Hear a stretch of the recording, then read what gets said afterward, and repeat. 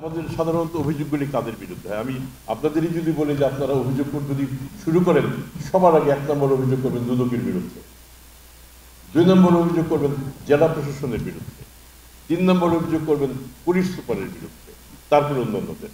আমরা যদি নিজেরা অভিযোগ মুক্ত না হই, নিজেরা যদি ঠিক না হই, তাহলে আমি অন্যদের কিভাবে করি? তাহলে যদি শতভাগ লোক চায় দুর্নীতি চাই না, তাহলে দুর্নীতি কেমনে হয়? তাহলে আসলে ব্যাপারটা হচ্ছে শতভাগ লোক না, হয়তো 0.00 কয়েকজন দুর্নীতি হয়তো চান কিংবা করেন, কিন্তু বড় শক্তিটা তো দুর্নীতি না করার পক্ষে।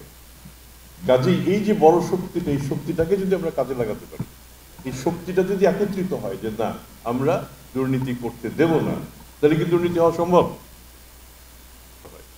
আমি দুদক নিয়েও বলি, দুদক নিয়ে তো বাজারে সবটাই কি সুনাম, বদনাম নাই?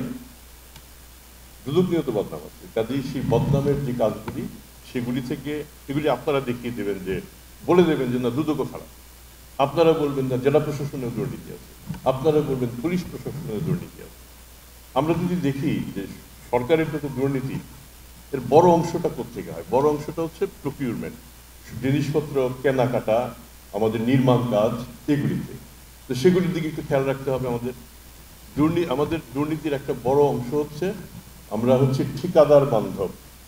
কন্ট্রাক্টর যেভাবে স্পেসিফিকেশন তৈরি করে দেয়, আমরা টেন্ডারটা সেভাবেই করি, কিন্তু টেন্ডারটা আমাদের যেভাবে করা দরকার সেভাবে যদি করি, তাহলে এটা ঠিকাদার বান্ধব হয় না।